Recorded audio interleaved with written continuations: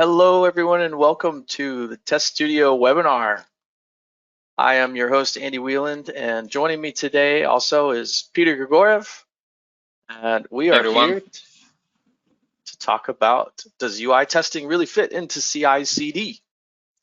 Thanks for joining me, Petar. How are you? I'm fine, thank you. Enjoying the nice afternoon here in Europe. What about you? Same, actually enjoying early morning in Austin, Texas. So across the globe, but still together, right? Yeah, still together. Well, great. Well, let's jump in. So here's a little bit about ourselves. We've been working with Telerik Test Studio for many, many years, and amongst other tools and technologies and in the app dev space. So I think Petar here is particularly involved in CI/CD and the coaching and the development of applications and the lifecycle of applications.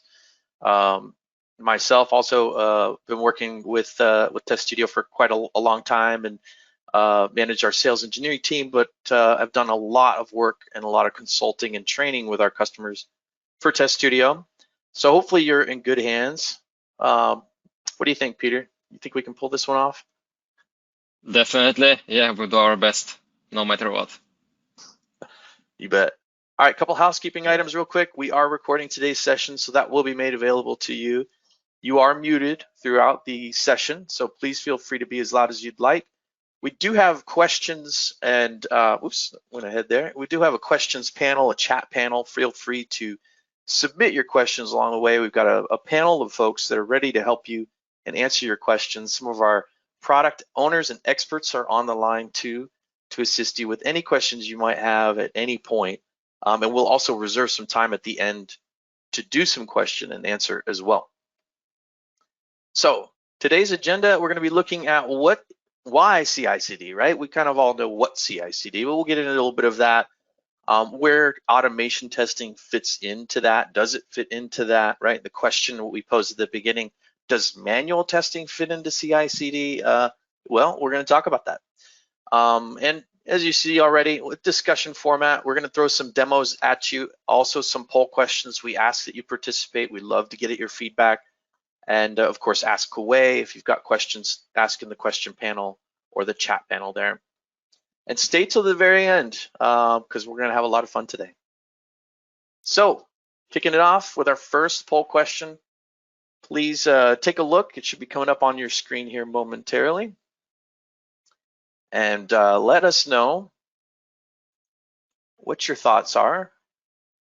The question in this one, are you incorporating testing practices other than unit testing in your CI/CD process today? So please send in your answers as that poll becomes available to you. Love to hear from y'all where you're at on the game of CI/CD. Awesome. Thanks for the responses. Lots of stuff coming in. And we'll keep that up for just about a minute here, and we'll let you know what we're seeing. Right now, there's a definitive winner. I don't want to give it away yet, but looks like another answer might be making a little bit of a comeback, though.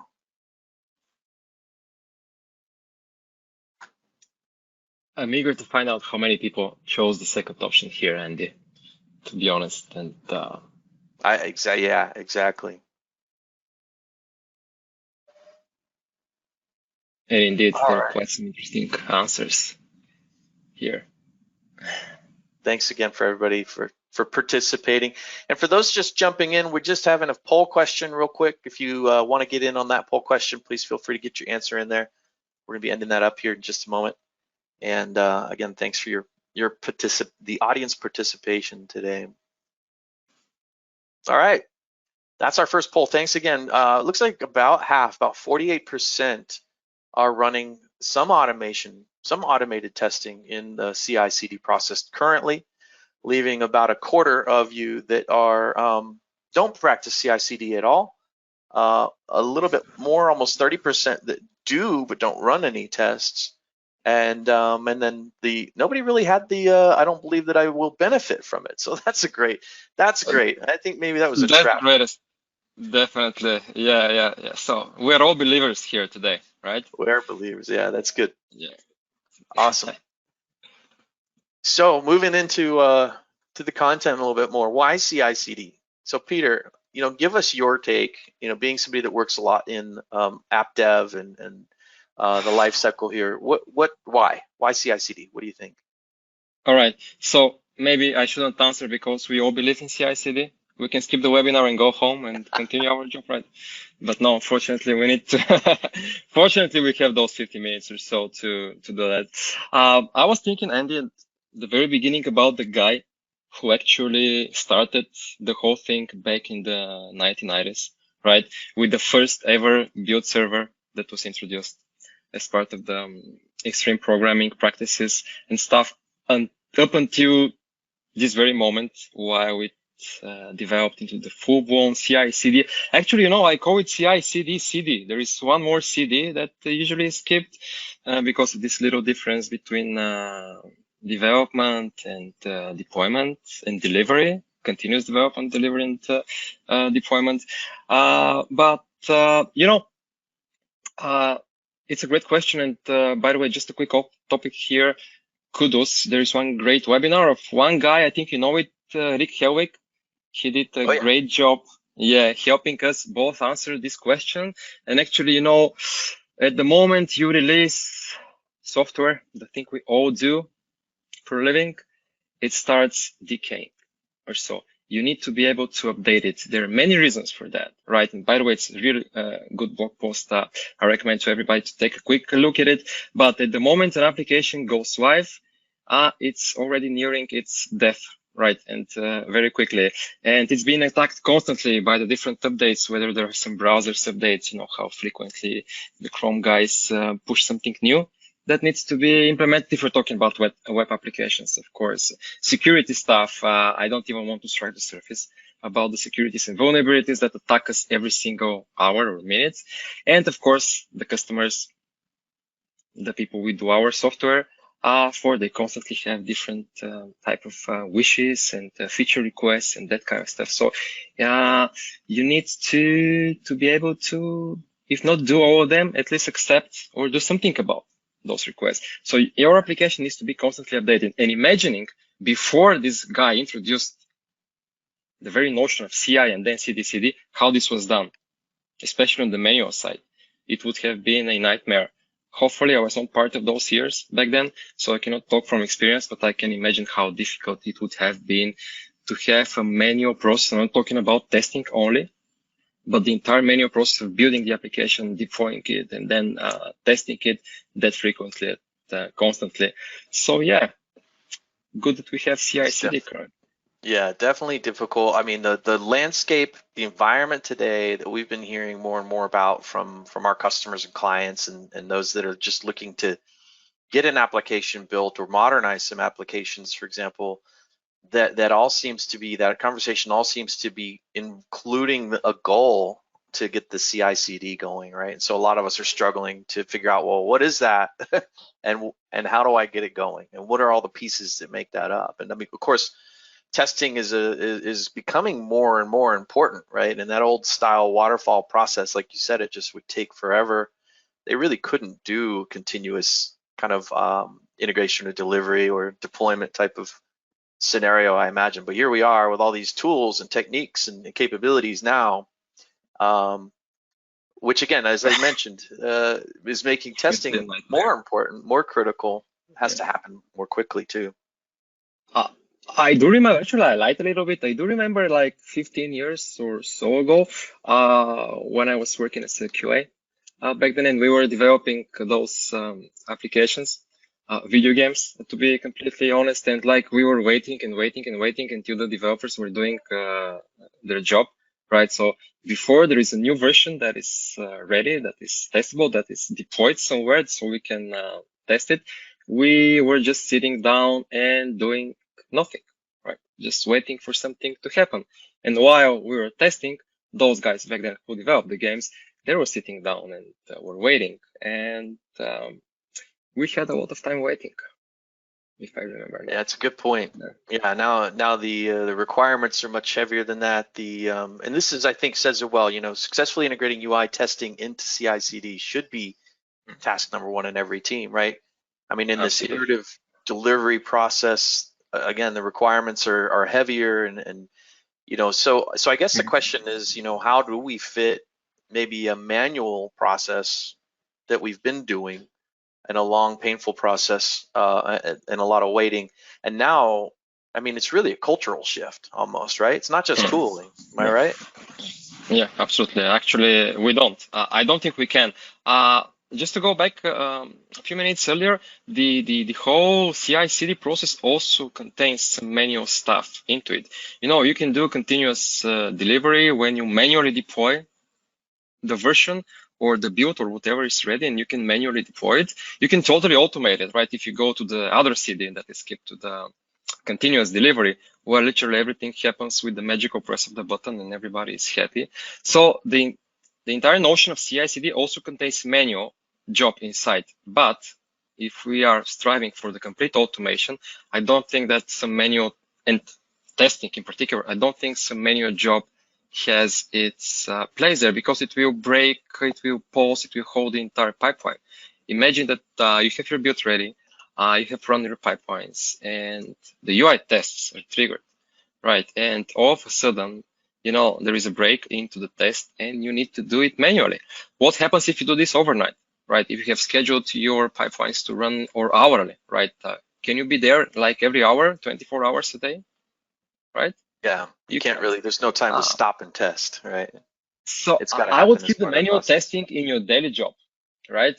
Because the CI/CD is not the one solution for them all. It's not the panacea, as they call it. For sure, you will do your tests daily, weekly, monthly, or whatever. And there are different tests. I hope we have some time to discuss which types of tests is recommended or we would include into the CI/CD pipelines, or into which kind of tests we will do on a daily basis, right? But still, I would leave the manual testing there, because although, yep, we all do automation, but still sometimes, somewhere, some manual testing should and will be involved till the end of time. Just keep it out of the CI/CD stuff. Definitely agree. And it looks like we just got to our second poll question. So again, if you could, please feel free to give us your feedback. Let us know what your thoughts are. This question, if you are practicing CI/CD, what is your biggest testing related challenge? So some good answers in there. Let's see, do we get another 0% answer out of this? We'll see. Let's see. So far, so good.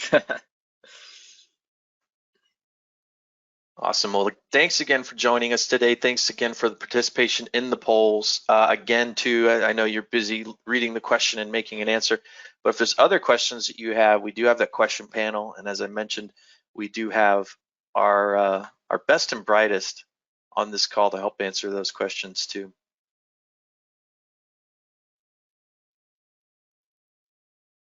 All right.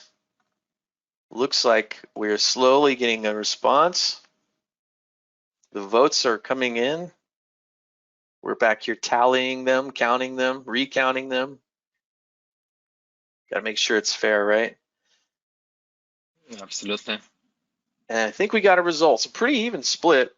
Third of you are saying that there's a lack of skills in the team to integrate testing. It looks like there is about another 26% that are automated tests are not stable enough for CI/CD. That's a good point of feedback, and we can talk a lot about that, the stability of automation tests, so that you can rely on CI/CD, so that you can sleep while these things are happening. And then there was a tie between lack of capacity and my tests are mostly manual and do not qualify for CI/CD. So pretty interesting. I think the one that glares there the most, the one that got the most votes, the skills in the team to integrate, and that does speak a lot to what the technology and the tooling is that's required in CI/CD, right? So it's not just like you wake up and say, well, we're going to do CI/CD today. You've got to acquire some of the tooling, you've got to learn the knowledge, and I think it could be scary too, just jumping into something like that, knowing that, man, this is also that we can go faster, right? So it feels like sometimes faster means the wheels are going to come off, but that also, you start to hit a stride, right? You start to get the feel for it, and you start to build testing and build automation into your cyclical process there, and then you know, really, if you have a tool and a testing that you can depend on, that's really what gives you the knowledge that your application's healthy when it gets deployed, right? Absolutely. So how do we accomplish all this? How do we get there? Actually, I'm happy that a lot of people chose the first option about the lack of skills for that, and just to make it even more hard, it's not only skills. Like, it's okay, you can learn that, right? But in addition, in order to set up a properly working pipeline, you know, with the entire with all the bells and whistles of the CI/CD stuff, you need to also invest in infrastructure, right? That's the way it is. That's the way it works, right? And you know, especially if we're talking about UI tests, unit tests are something different. But in order to run a UI test as part of your CI/CD pipeline, you need to have some servers. First, you need to have some servers hosting the application, right? They would require at least, not at least, but at most, a full environment to do that, with a bunch of dependencies that need to be installed. Also, some data sources and stuff. So all of this is like an initial investment that you need to do, right? This extra infrastructure, of course, comes with maintenance costs, right? Costs and efforts to keep it going at any point of time. And then, of course, the skills, you know, I can remember talking from experience, no matter what solution you choose for this extra infrastructure, local or in the cloud, you know, it's very popular, like Azure or Amazon and whatnot. They have their little learning curves themselves, right? I can talk from personal experience how difficult it was to actually integrate Azure DevOps server with Amazon machines hosted there. So, yep, there is a huge, not that huge, but there is a substantial initial investment. However, it pays off. You know, when you buy a quick car, I have all the examples with cars, sorry about that, but it's like a personal thing for me. So if you buy a really fast car, I'm pretty sure that you need to learn how to drive it a little bit at the beginning, and then you can go quite fast. Otherwise, you know what can happen. So it's the same with automation, it's the same with the CI/CD stuff, if you ask me. Yeah. Well, I think, yeah, this slide says a lot too, because there's more people that are now involved, right? It used to be more of the developers carrying the load, and that's just not, you can't just get away with that anymore, right? We need everybody at the table to be able to kind of support the process to make things stay agile, if that's the goal, or at least if your goal is CI/CD, you're typically trying to be agile, or to run the cycles of development. So I think the good news is, though, yes, we are bringing more people to the table, and of course there are different skill sets, but the tooling and the technology is getting good enough, smart enough, easy enough, really, that the learning curve, I feel, is getting smaller and shorter and easier to get to. Is that, I don't know, what are your perspectives on that? Absolutely, it's a good slide. It's a perfect slide, actually, that indeed everybody's brought on the table thanks to the different tools that exist there. And I literally mean everyone, from the QAs to the developers, to the managers with their favorite reporting stuff, to the IT guys, and so on and so forth. And we should remember that when we talk about CI/CD, when we talk about automation, all of this actually lies on the very foundation of the agile mindset and the agile way of thinking. And actually, DevOps is, if you ask me, it's a kind of a continuation, natural continuation of the agile idea, which is like currently the latest and greatest, until they invent something like, I don't know, what's the next step, continuous AI. We'll see what will happen throughout the years. But yeah, agile collaboration in the entire team, and is most important here, and the tools can only facilitate that. Yeah. Well, and I think, speaking more particularly about some of the tooling that we provide, this does show some representations of where you can see some of our mocking being used for unit testing with Telerik JustMock and debugging happening with Telerik Fiddler, and of course Fiddler everywhere now. Of course, our developers are using Telerik controls to build the applications. We've got beautiful integrations there, but we also provide a testing environment for our developers to work with that's a Visual Studio plugin, right? And then, of course, relating over to our QAs or manual testers and BAs, or even our more technical testers, they might be working in our standalone Test Studio kind of IDE environment. And then, as you mentioned, the managers there, getting the reports, getting the data, seeing the health of the application at a glance, using our executive dashboard, for example. So this is really where we've tried to continue to grow our tooling to invite more people to this table, to make it easy to consume and to be a part of the process and keep up ultimately, right? Mm-hmm. Yep. So absolutely. Yep. Let's get into leveraging testing and automation in CI/CD and talk a little bit about, you mentioned you don't get rid of manual testing. That's probably still something you're going to keep. But when a deployment takes place, you're typically going to run certain types of tests. It might be different than, say, your deep dive tests. I don't know. Could you tell us a little bit about that, Peter?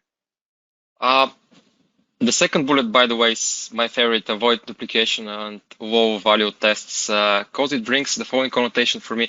Think of CI/CD stuff as something that's quite expensive, in quotation marks. So you really need to treat it well. Once you leverage it, you need to know what to include there, right? And you should only include the best and the most essential and the one that will bring you results. I can also talk from experience, like we have done different customers, projects and setups. It's a real example. By the way, I'm not going to share any names and stuff, but at the very beginning, we had a pipeline with UI tests.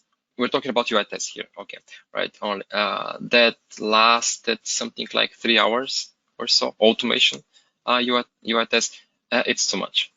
Believe me, it's too much. It's prone to errors. It's prone to connectivity errors and that kind of stuff. So we really need to differentiate what we need to include in the pipeline as far as UI tests are concerned, and what we need to include in our daily tasks. And here I can give multiple examples for that, how to differentiate between smoke tests and sanity tests and regression tests, acceptance tests, and that, so on and so forth. Maybe a little bit further throughout the presentation, but the white motive here, the main idea is to really be very picky of what to include into the CI/CD. Don't go all in there. So with those guys I was giving you an example for, towards the end of the entire setup and stuff, we managed to decrease this from 3 hours to between 3 or 5 minutes runs, which were ideal, and they could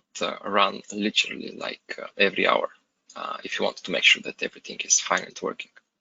Yeah, I think I've seen that similar kind of approach where I have considered almost like layers of an onion, right? There's testing layers, right? And that first layer, application gets deployed. Let's smoke test it and see, is it up? Is it there, right? Does it have a heartbeat? So those kinds of tests are often very basic, click through to make sure screens are there, maybe some critical components are showing up, that things, sometimes just to know that things look okay.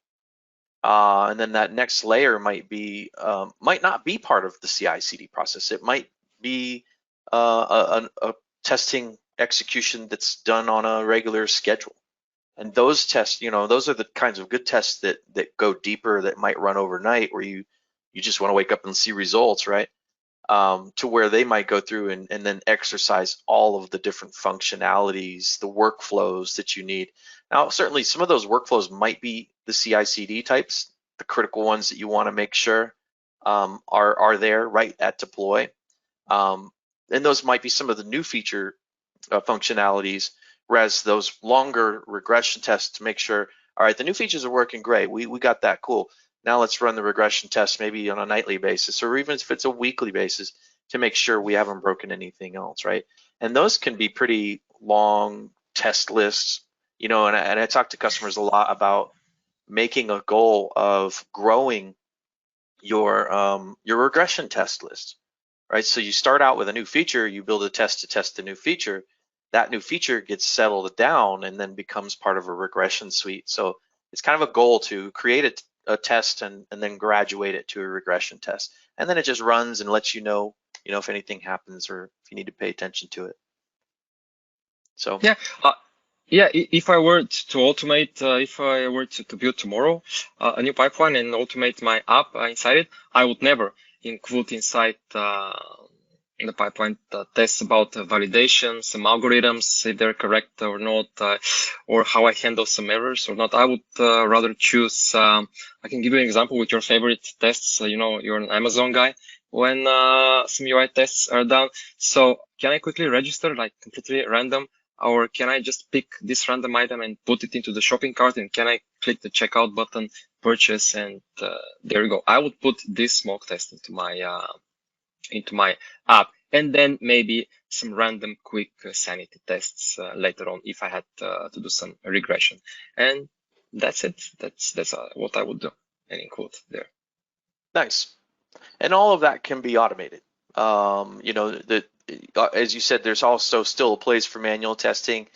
And sometimes folks just can't get away from the habit of manual testing, and that's fine. But at that point, at least, the hope is you can depend on the regression and the automated testing there to catch things you need to pay attention to. So spend your manual time doing what makes most sense, right? Maybe that's when you can go through a deep dive, one-off kind of weird case scenario, because you've got that regression testing already making sure, or even that smoke test already making sure those core functions are working for your user population. Yep. And don't duplicate it's a very good bullet out there, the fourth one, don't duplicate the essence of the unit tests or some integrations tests that the developers have already done. You can do it, but it would be just a waste of time if you ask. Right. So definitely. I think focus. Yeah. So I know we've been talking a lot and showing some slides. I know folks probably want to see some application as well, some test examples. So I thought I'd pause on this particular slide. Not a lot to talk about, except, you guys pointed this out. A big challenge with actually implementing CI/CD first requires, again, is there's some cultural adaptation that needs to go on in your organization to say, hey, we're changing. We're going to take this on.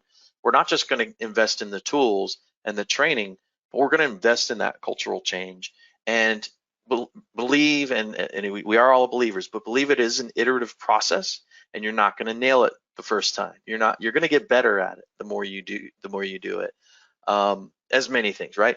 But a lot of things that keep people from thinking it's possible, from being believers, is that these scripts can be flaky. They need maintenance. They add technical debt, right? That's where I'm going to flip over and kind of show a bit of what we do in Test Studio and how a typical test might look in Test Studio. And this is just a very simple couple steps here, in fact, but I've also done some data driving. So I'm just going to show a couple simple things. But what I love and what our customers really love about the types of tests that Test Studio produces, first of all, most of the tests can be created by hitting record and doing what your users would do on the application, combined with potentially adding in some verification points, checkpoints, assertions along the way to make your test more robust and to make it more stable and things like that. But I love the fact that our testing tool doesn't just spit out code, right? But going back to that slide, that's what scripts and technical debt come from, right? You're all of a sudden, you might have a recording tool that does what records what you do, but then you got a script to manage it and do the maintenance on that. And depending on the type of test framework that's under the hood, you might be rebuilding tests a lot. You can't really build a lot of dependability on a test that you're rebuilding a lot. So we've done a lot to make our tests highly maintainable without code. And typically we're in the 85 to 90% of tests can be done without code, right? So just to open up a different example here of a test, we'll do a little bit more complete view of a CRUD operation, for example. And you can see how Test Studio, first of all, as Peter mentioned, does not duplicate, right? We do everything we can to reuse. That means reusing the elements across multiple tests. That means reusing tests within other tests. And that opens up a lot of opportunity to make some very cool tests, but it also cuts down on the maintenance. We're also reusing tests across multiple browsers. All of our tests are built to be cross-browser compatible, so fewer tests, again, leads to less maintenance. And the longevity of these tests, the way we identify our elements, here's a couple examples. Here's one that's using a tag name and a value combination to locate an element. It means that we can work with responsive design applications. Things can move around, paths can change, stuff can be added, and our logic stays working, right? As long as our attributes are there, we'll find those elements and we'll be able to interact with them. And one more thing, if that doesn't work, we have an image that we can search for as well. So this keeps our tests working for a long period of time. You get a lot of mileage out of a Test Studio test. And when you do need to do maintenance on them, these screens I'm showing you are pretty much what you're using: a UI to update an element, a UI to update an image that will help you find an element sometimes.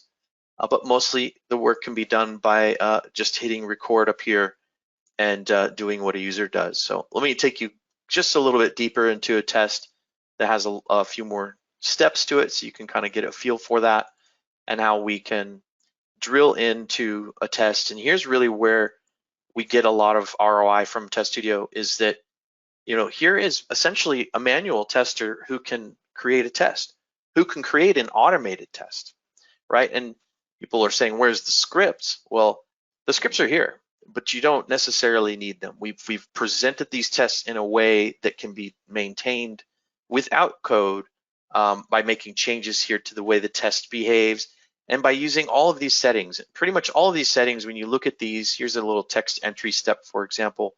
You can see all of these settings: key hold time, key press time. These are things we've brought to the surface and made available for non-technical users to be able to automate, right? And to be able to do the maintenance without having to convert to code and then make it a developer's problem at that point. So this is just a quick look, and I'll go ahead and run one of these. So let's see, I had a little shopping application example here. And this is a test within a test that is data-driven. And by its nature, a data-driven test will loop. So let's see if we run this real quick. And actually, I'm going to turn on our annotations so we can see it a little slowed down, so we can watch. And here you can see that cross-browser compatibility. I'm going to run this test, and Test Studio says, hey, which browser do you want to run against? Obviously, we do still support IE. We have Safari on PC as well, Firefox, Chrome, Chromium Edge, and this guy here, headless Chrome, right? So a lot of examples and options as far as how and where you run your application or run your tests. And also think about, as we schedule these tests to run, I'm showing you a one-off execution, but oftentimes we'll have these tests scheduled to run. And they may run on multiple browsers. So this test might run on IE, it might run on Chrome, it might run on Firefox, and give me lots and lots of results back, so I know where we stand with each of the browsers there. So everybody's probably going to recognize this application. What we're doing with this is a quick, simple item search. And so you can see the element highlighter here with the annotations, giving us that red and yellow highlighting, kind of a play-by-play, if you will. And it slows down test execution so we can really see, what's going on there.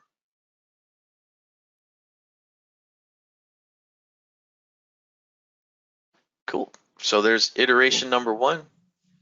and I'm not quite sure how many values, might be 3 or 4 iterations here. So it's going to search through a few different things. So this is data-driven testing. It's taking a test that can be built without code, largely done by, most of our user population, about 60% is non-technical users, right? So that learning curve is low.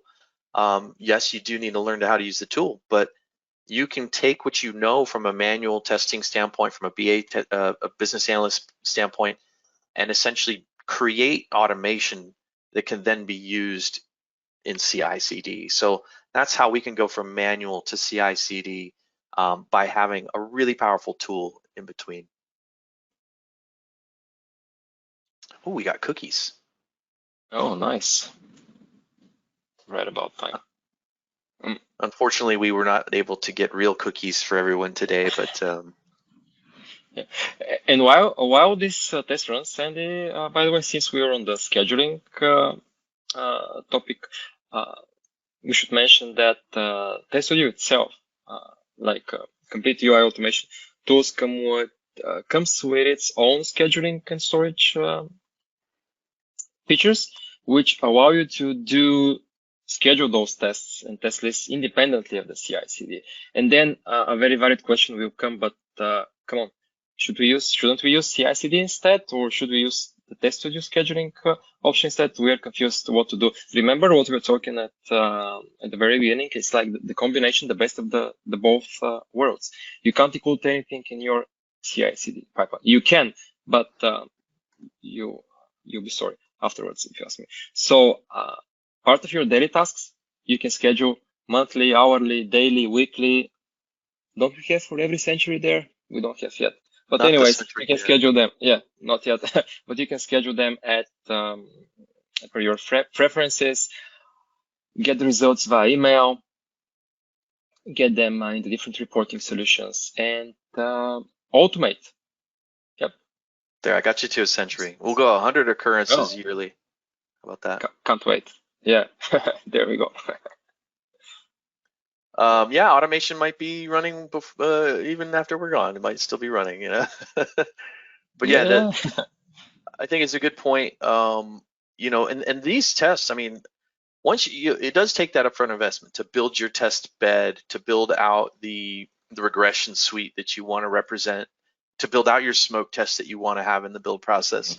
And then once you're there, this is that point where you just kind of set it. You can set it and forget it, right? To steal something from Emeril Lagasse, I think it was him. But so we could say, send me results about this execution, but only if there's errors. This is our no news is good news option, right? If I wake up in the morning and I see an email from Test Studio, I might be like, uh-oh, what failed, right? You can always get results if you want to, and that's a big benefit. When you can wake up and look at test list results and say, how did we do last night with our deployment? Should I snooze or should I get to work, right? That's a benefit. That's something that can give you time back. And really, that's what automation is all about too, is it's giving you an edge so you can be a competitive application, a competitive company, but it's also giving you freedom to pay attention to what's not working instead of wasting time figuring out that something does work, right? And that's that QA catch-22 we've always talked about. I could spend 3 hours, like you were saying earlier, on a manual test to make sure something works. And at the end of it, if it does work, what did we accomplish?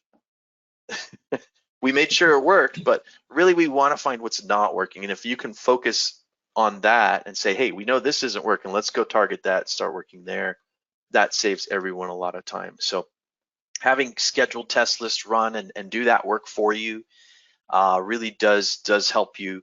And to your point, Peter, both, right? I would go with both. CI/CD, some tests over there, some tests on the schedule. Everybody's happy. Yep, definitely. Awesome. Well, let's see. We got more, right? Let's get back to our oh, hey, it's demo time. Yep. Yeah, we're ahead of time. Yeah. There we go. So we talked a little bit about this, automate in sprint, right? So we are talking about if you're into CI/CD, you're probably already familiar with what agile means, right? The principles are kind of hand in hand, and of course, automating within a sprint. So what do we mean here, Peter? What do you think? Collaborate again is a key word. If you ask me, talking here together with the dev teams, actually, I wouldn't say, if you ask me, that the QAs are the sole owners of the automation. I would cite some other guys who said that the entire organization should be in charge of testing. In particular the dev team. And actually it happens. So when you do it, from experience, you can see that it will happen. It's the same for CI/CD implementation stuff. It's a pure cooperation between the developers and the admins guys, and also the QAs, right? Everybody should be able to set up the build server. Everybody should be able to run it. Everybody should be able to add the tests and execute the pipeline, right? So collaboration is key point here. I know a lot of organizations are not there yet to this level to differentiate between the different roles. But if you pair developers and testers, you have a very well organized, maintainable test code possible ever. Especially if you also use coding for some of your scripts, but if you don't as well. So collaboration is key point, and let the QAs be the QAs, but don't forget to work together with the developers on that. Yeah, I think it's a great idea. And I mean, I think I've heard so many times where when that paired, collaboration happens, where a developer is informed, maybe enlightened in the way that a user is truly using their application, right? Something they didn't realize was working that way, or it was being used a certain way, that the testers or the business analysts might know better. So yeah, I think that's a great point to. And also this is this immediate, almost instant feedback loops that happen, so that the developers, the guys who actually built the code and the application, they would receive instantly feedback what's happening, right? Especially if something goes wrong during the CI/CD pipeline build, they will get that almost instant feedback and be able to quickly react, adapt, so that the next pipeline run goes into the green, for example. So yeah, again, talking about collaboration here. Now, just to pop quiz here real quick, would you say that we should have a testing sprint? Or yeah, do we, if I'm developing an application and you're consulting with me, and I say, hey, well, we're doing a sprint, we're doing let's say a 2-week sprint, we're really aggressive, but we don't have time for testing. Are we doing it right?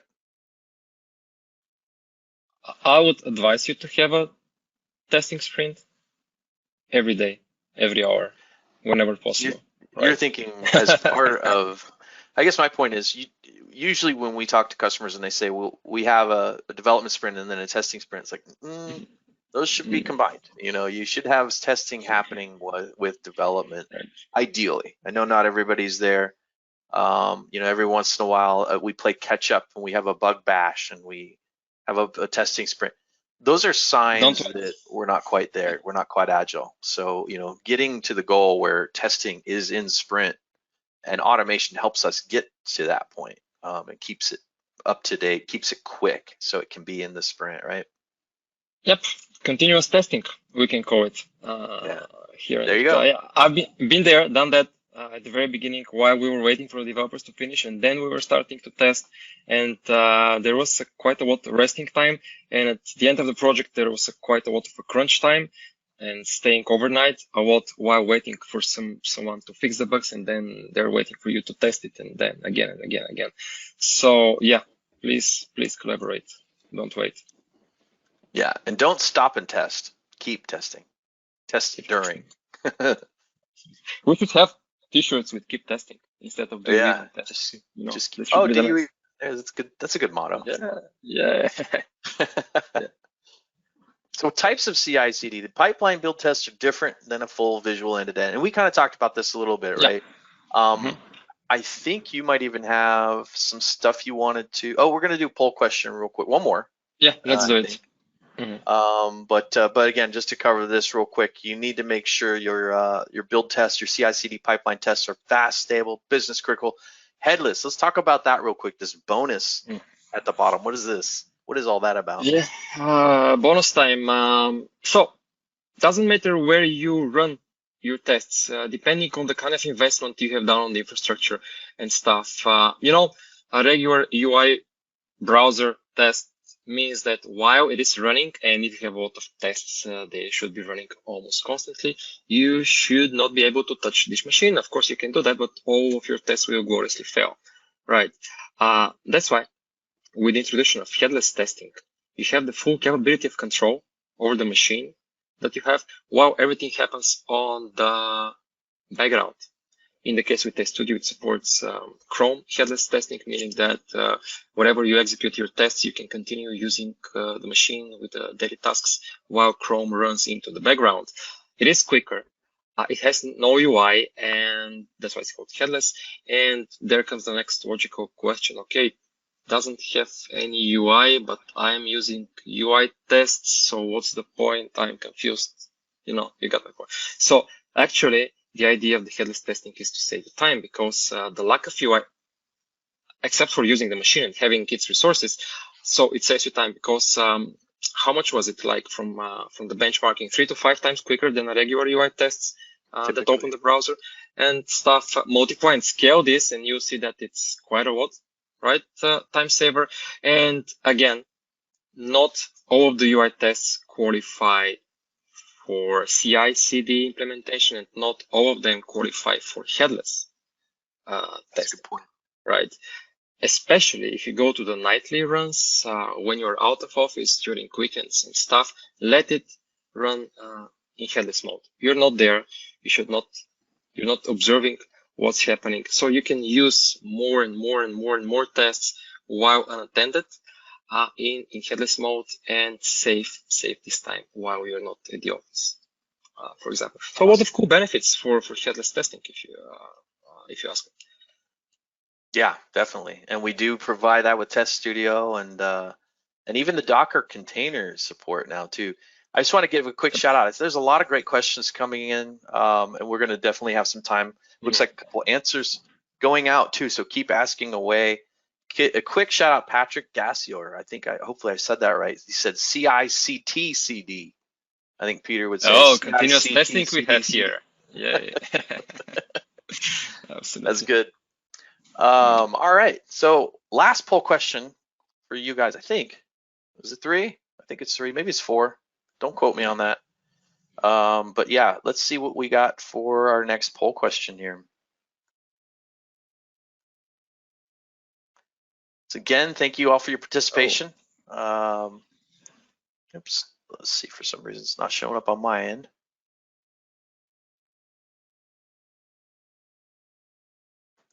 Oh, there we go. Or am I missing it? There it is. I'm sorry, I was in the wrong tab. All right, so which CI/CD tool do you currently use? That's the question. Okay, so there's some tools listed there, and definitely feel free to provide your input. We couldn't fit a lot of options in there. We had to make some choices, like what to put out there. So, please feel free. I know there's probably going to be a lot in the other column, but please let us know where you're at, what tools you're using from that list. And obviously there's more than just these tools, but these are sort of the big heavy hitters that we run into from a build process standpoint. So I think that's coming along pretty well. Get those final answers in. We're almost done with that. I would be interested in knowing what the other solutions are. So if some of you guys can chat or point that into the chat, it would be very useful for us to know, because it's quite a big percentage, like towards 20%. Yeah, it looks like the results are in. So 51% Azure DevOps / TFS. Definitely a familiar environment for a lot of us, especially those of us that represent more of the .NET and Microsoft kind of ecosystems and things, which a lot of Telerik folks certainly are. A lot of Jenkins and GitLab in there, about 15 and 18% respectively, and then 16% other. We almost got a 0. We had a 1% on Circle CI, so that was one that we've been maybe hearing more and more about. But to Peter's point, the 16% other, feel free, shoot that in the questions there. If you marked other, what is other? If you want to send that in the chat or the questions, we'd be happy. Go ahead and blow up the chat or the questions. Sorry guys, but yeah, we'll see if we get any more insights on that. So this manual testing, it doesn't go in CI/CD, right? People are like, we can never get there. We can't get to CI/CD because we have this anchor tied to us of manual testing. And as Peter mentioned, I think manual testing doesn't necessarily go away, but you can be more focused about it. You can let the tiring, redundant tasks that need to be tested done by automation, and focus your time and efforts and energies on the stuff that's broken or the stuff that you really want to spend more time with, right? Pick and choose. But I think we've also showed you that a tool like ours can certainly help bring manual, not just a manual, the thought of a manual test, but the testers themselves that own and create those tests can be brought into an automation and into a CI, CT, CD cycle. There it is. So let's see. What doesn't belong? This talks about long test visual verifications. Those are things that you may put maybe more on a scheduled test list instead of a pipeline.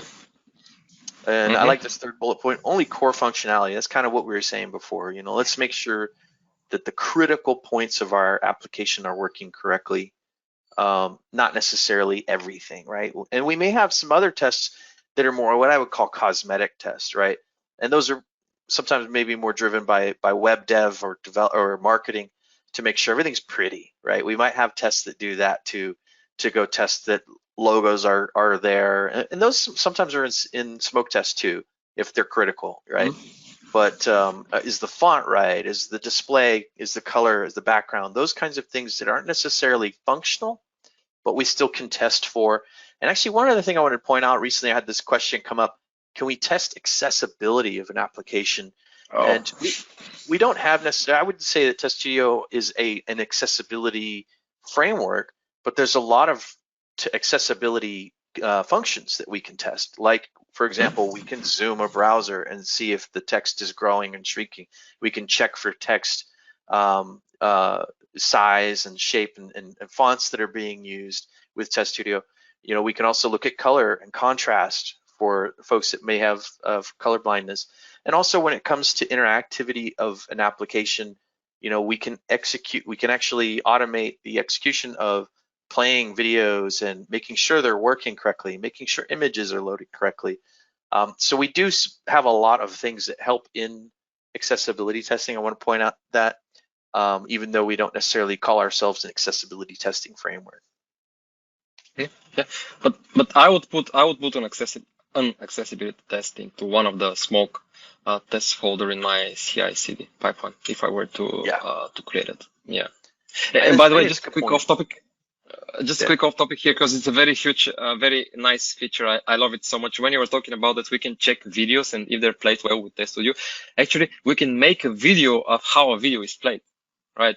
It's one of the cool features that exists into the test list settings of Test Studio, and closing the brackets here with the off topic, right? Nice. Yeah, recording. Obviously there's visuals that get created when you're creating a test, and also when there's a failure, there's visuals that are created. But sometimes you need that video. You want to go review the footage of a test executing, especially if you're getting used to these tests running while you're sleeping. It's not something I always have on. I don't always have video recording of my test list. But when I start to have trouble with a test list that's unattended, then I'll turn the video on and I'll take a look at it. Kind of like how you might turn on a log file or logging to an application that's acting a little goofy, and then turn that back off again when you don't need it, right? Absolutely. Yeah. All right, let's get a little bit further. I think we've got some more demo coming up after this. that you're going to do for us, Peter. So let's set the stage for that. We do, Andy, but since we're running a little bit ahead of time, I say up until the hour, of course I have a backup plan to show you, and thankfully all of the guys, most of the attendees here voted for Azure DevOps. So I have two ideas. First, it's a shout out to the entire team. Maybe we should organize another webinar on doing configurations on the CI/CD stuff with Test Studio entirely, like invest 30 or 40 minutes. I was about to show you guys how to very quickly get started with Test Studio and Azure DevOps. However, in the 5 remaining minutes of the webinar, it would not be that quick. However, we have a very good documentation here. Can I actually share the screen and let me make you presenter there for a moment. Sorry about that. To you. So there you are, sir. Okay, just doing that because I also want to have some time answering the questions that we have here in the panel. There are a lot of cool questions here. So it's a very good article. Not that myself am personally involved into creating this article, but indeed it's a very good one, showing you in several easy steps how to configure technically Test Studio tests to run as part of your Azure DevOps build pipeline. And just for the sake of the kind of offline demo that we're going to do that, to let you know that it doesn't matter if you are using Azure DevOps with self-hosted or Microsoft-hosted agents. Both of the options are available, so that you can hook and integrate Test Studio within it. The only system requirement that you have is to make sure that you have a web browser, of course, and the Test Studio Runtime Edition, this is our engine, be placed on an environment, be it physical or virtual, so that it talks to the corresponding Azure DevOps agent. If it is self-hosted, for example. If it is Microsoft hosted, you can just place Test Studio there as an artifact. All right, so after you do that, it's just a matter of simple creation of an agent pool, right? And then configure it properly, giving all the necessary permissions to do that. And then, believe me, it's 8 very quick steps to create the pool. Don't forget, when you generate a personal access token for that, talking from experience, they tend to expire. So make sure that you know where your personal access token expires, because all of a sudden, there might be some problems into your pipelines and it could create issues for that. So mind the expiration date of the personal access tokens, right, when you do that. And then everything is quite straightforward on the agent. You place your code in order to have the build, which you already have maybe. And all you need to create is a simple task, command line task here, which task contains a path to the test lists and to our runner. I'm not sure if it is zoomed well enough to see it, but basically you need to point via the command line, and test with Test Studio can be executed via the command line as well, right? Or with scripts even outside of CI/CD. So point them, and whenever your pipeline triggers, this task will execute, run your test lists, and you can also, as a bonus, add the publish results task in XML so that you can see the results of the runs in Azure DevOps afterwards. Brilliant. So the offline demo took 2 minutes. The online would have been a little bit longer. Or so. Thanks for picking up. A little bit longer. Sorry about the short amount of time we left there for that. And for those of you that marked something different, notice the list. And this, by the way, Peter can get to this from the Help tab in Test Studio. It's directly to our documentation. But notice on the left nav where you've got Azure DevOps currently highlighted, there's some other options down there. I know some of you mentioned Bamboo in the chat. Jenkins is here, right? So, but all of these pretty much boil down to, as Peter mentioned, having that CLI call to the runner and which list to run and ultimately what what format you want your results in and where you want them. So Yeah. Fantastic. I don't know if there's time for questions. I know for me, I've got to go jump in on a flight, so I might have to leave you, Peter, to carry the bag. Please do. We can spend a few minutes. We're here with the entire team, and let me pull you off from the screen sharing.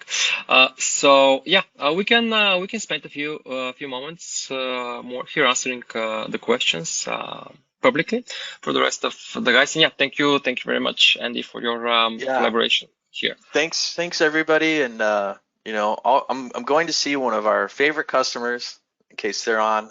I'll see you guys tomorrow. But thanks for everybody for attending, and stick around. There may be some Q&A going on for me. I got a ride to catch, so thanks, and see you on the next one. Have a safe trip and good luck.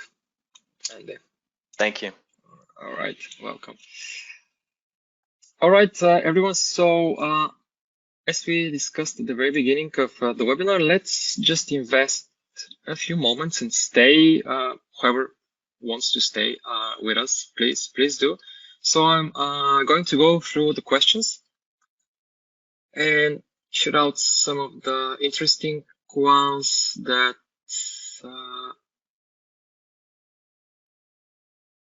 require attention here.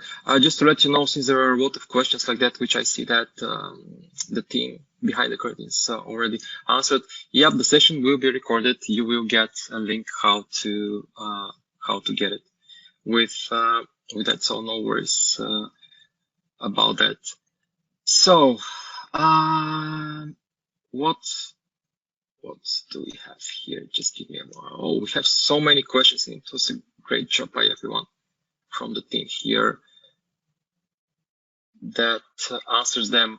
There was a question about if during the demonstration that Andy did, he was using the test lists scheduling. Yes, the test list exists as a separate entity in Test Studio. It's a container of tests. You can't just go and schedule one test as is in Test Studio or put it in your pipeline, right? You need to have this new entity, which is called test list, and you can have one test list which contains one test or multiple tests or hundreds of tests if you want, right? They can be static or dynamic, so that those test lists populate again automatically depending on different features and properties of the tests. They can be automatically included into a test list that you have, and this test list can go into your pipelines if you want, right? What solutions does the Telerik team offer to overcome UI UX tests time of execution issue? How does this integration works for existing pipelines? Thanks for organizing and the invitation to the webinar. Thank you very much for your cool words. Remember, we're discussing about the headless mode of the tests. From personal experience, I can tell you that the speed of execution would be from 3 to 5 times quicker about that. So have this in mind. The other option, if we're talking about speed and amount of tests, is to distribute them among different execution servers. Like imagine that if you have 100 tests, what you saw when Andy did the demo, he scheduled the test on one server. So if you have 100 tests scheduled on one execution server, they will execute one after another. But if you spread them among 2 servers, they will run 50 tests in parallel. And if you scale that, there you go, with the time of execution and stuff. So this is also another option here. So how do you demonstrate ROI to management? CI/CD tools, staff are expensive. Yep, they are definitely expensive, and this is not something that we would hide or so. I think we managed to cover some of or most of the benefits about using CI/CD, but I see here that our team here suggested to follow up with you guys. There's one very cool white paper from Jim Holmes, a great guy. We've been working with him for more than a decade now, that can help you justify this in front of your management. and bosses, so we can share this white paper with whoever asked, or with all of you guys. Just let us know, and we'll see. Right. Oh, there's so many questions here that indeed we can have 1 more hour answering that. But can we integrate Test Studio tests in Azure test plans? I really wish we had some time discussing that. If you're interested into that, we can either organize another webinar, or we can continue our discussion offline in order to assess the case and let you know what you can achieve in your case with Azure test plans. Here, how is performance testing handled by Brandon here? Performance testing is a separate entity, part of the Test Studio. If you see it on my screen, apart from creating the normal UI tests, be it web, responsive, or desktop WPF, we have a separate entity which is called web test, which is called Vault Test, which incorporates into it performance testing as well. What's the difference between a Vault test and performance test in Test Studio? A Vault test will let you know how your application will behave under stress of 1,000 concurrent users. While the performance part of the Vault test will let you know how your infrastructure, your different memory counters or and whatnot will behave under the stress of those 1,000 concurrent users. Right. So this is something that I would encourage you to take a look at. My team uses a lesser known CI/CD framework. Are there any tools to integrate with that? The rule of thumb here is that you can virtually integrate Test Studio with whatever CI/CD solution exists out there, as long as it can utilize the CLI.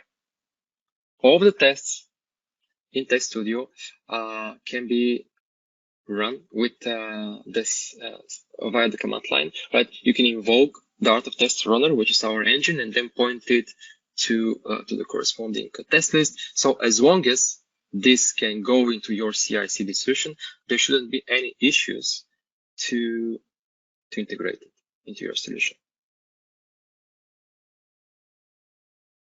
Right. Is there a standard 508 compliance check built in, or would another suite be, or how this should be handled? Out of the box, as Andy mentioned, we do not have such checks into Test Studio. It's not a complete accessibility tool. This is something that we might work on, because the entire portfolio of Telerik as a provider of UI components comes with built-in WCA Gent 508 standards met as far as the components are concerned. So if you're using Telerik UI components, you should not be worried about that. Test Studio can check accessibility options, but not specifically cover those standards. Right. All right. Good. I think we're pretty much into the hour here. So what I can tell you is that I really appreciate your time, everyone, and thank you very much for attending this webinar here. You'll get the recording. Have a nice remaining of your morning, afternoon, or evening, depending on where you are here, and we'll be soon in touch. Stay tuned. Thank you, and bye-bye.